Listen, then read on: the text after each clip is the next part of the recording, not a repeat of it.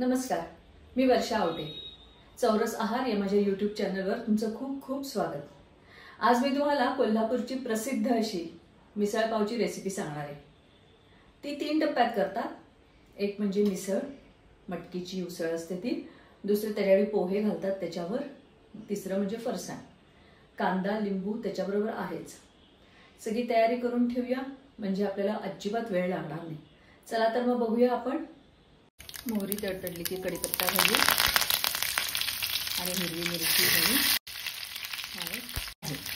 आणि आता याच्यात पोहे घेऊया टाकून.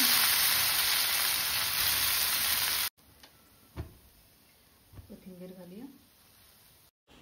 एकीकडे मिसळीच्या कटासाठी खोबरं भाजून घेऊया. आपण आता वाटण्यासाठी खोबरं घालूया. हे आलं घालू, जिरी, कोथिंबीर घेऊया भरपूर आणि लसणाच्या पाकळ्या. इथे लसूण थोडा घातला तरी चालेल. अशा प्रकारे आपण हे वाटण छान वाटून घेतलेलं आहे. तेल कडकडीत गरम झाल्यावर त्याच्यात मोहरी घालायची की मग आपण छान कढीपत्ता घालूया. मग बारीक चिरलेला कांदा घालूया, टोमॅटो घालूया. मी इथे साधारण 6 टोमॅटो घेतले आहेत.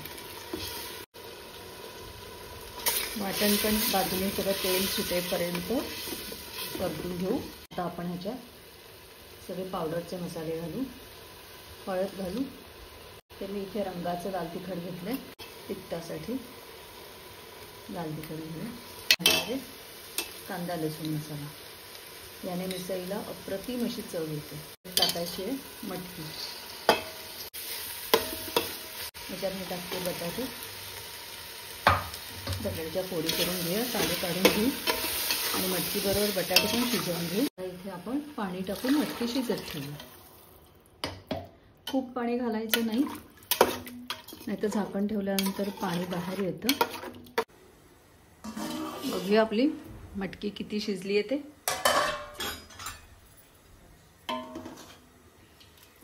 वा, मस्त रंग आलेला आहे आता याला. आणि मटकी आणि बटाटा दोन्ही शिजलेले आहेत. आपण ह्याच्यात कटासाठी गरम पाणी घालणार आहोत. गार पाणी अजिबात घालायचं नाही. आपली मिसळ तयार आहे, कट तयार आहे. बघा, मस्त रंग आलेला आहे कटाला.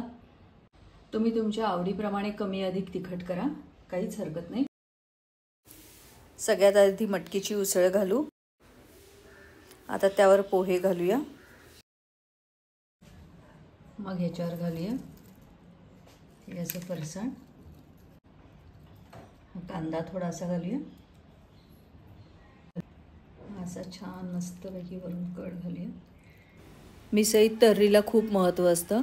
जेवढं तुम्ही जास्त तेल वापराल तेवढी तर्री जास्त येते. आणि मस्तपैकी ह्याच्यावर लिंबू पिळू. अशा प्रकारे कोल्हापूरची झणझणीत मिसळ पावची रेसिपी करून तयार आहे. कशी वाटली मग तुम्हाला ही मिसळ पावची रेसिपी? आवडली तर नक्की माझ्या चॅनलला लाईक, शेअर आणि सबस्क्राईब करायला विसरू नका. आणि घरी पण ही करून बघा बरं का. आणि मला नक्की कमेंट बॉक्समध्ये कळवा. थँक्यू.